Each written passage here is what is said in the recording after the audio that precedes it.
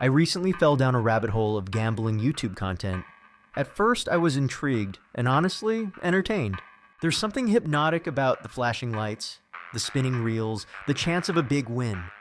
But the deeper I went, the more skeptical I became, and somewhat disturbed, because this isn't just a niche hobby anymore. Gambling content has exploded, and the numbers are staggering. There are creators dropping hundreds of thousands of dollars per video, pulling millions of views, and building empires around showing people what it's like to gamble big. But what really caught me off guard wasn't just the money being gambled, it was the ecosystem built around it. YouTube's algorithm loves risk, the suspense, the reaction, the payoff.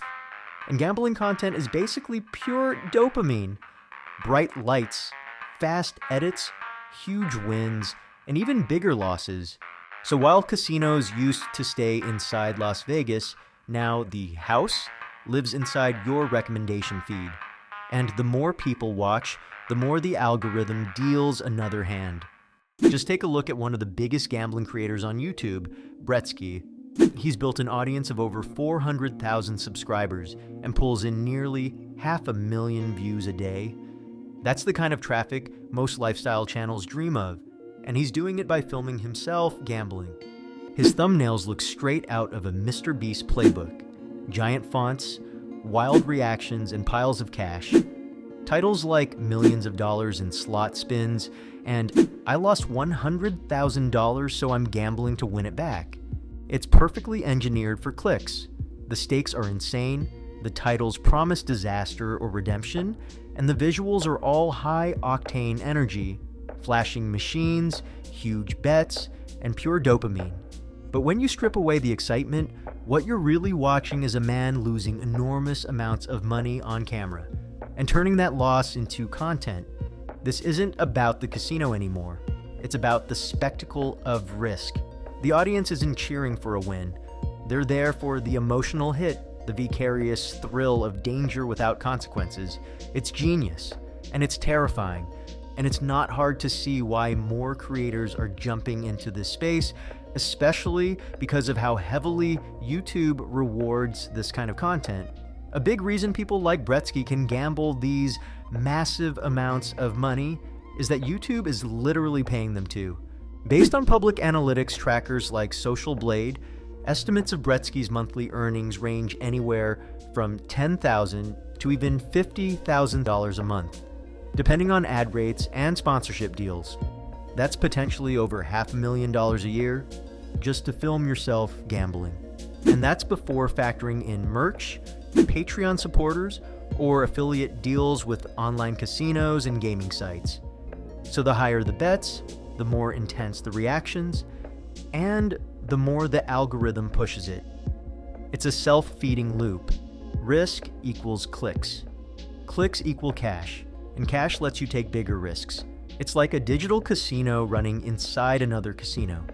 The house always wins, and this time, the house might be YouTube itself. The risk here isn't just the big bets or the flashing lights, it's who's watching. Young people are spending more time online than ever, and increasingly their first exposures to gambling don't look like casinos. They look like YouTube thumbnails and creators pulling massive jackpots. In the UK, a recent report from the Gambling Commission found that 17% of young people reported following gambling companies or content creators on social media or streaming platforms. That includes 9% on YouTube. Meanwhile, research shows that adolescents who engage in gambling are at much higher risk for serious consequences, including co-occurring disorders, academic problems, even suicidal ideation. Add to that the fact that many teens use apps or mobile devices where the boundary between game and gamble blurs. According to the University of Michigan Health Lab article, 1 in 6 parents admitted they probably wouldn't know if their teenager was betting online. In short, the content ecosystem allows younger viewers to see gambling as entertainment first and risk second. And when creators frame massive wagers as fun, normal, or achievable, I turned $0 into $5,000, the message can become, this could be me. That kind of framing, repeated day after day, builds normalization. Experts are raising the alarm. A 2025 scoping review on influencer-driven gambling content concluded that such exposure increases favorable attitudes towards gambling, lowers perceived risk, and is particularly concerning for children and young people. So yes, it's not just reckless gambling acting as content or vice versa.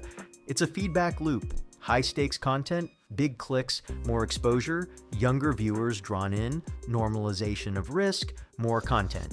For the creators, the stakes are the bets. For younger viewers, the stake may be habits, expectations, and even later life consequences. If you're watching, ask yourself, how many times does the video show the "I lost" moment versus the win?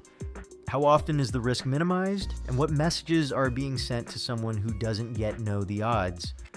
Because when gambling becomes entertainment for kids, the house may not just be the casino, it might be the algorithm.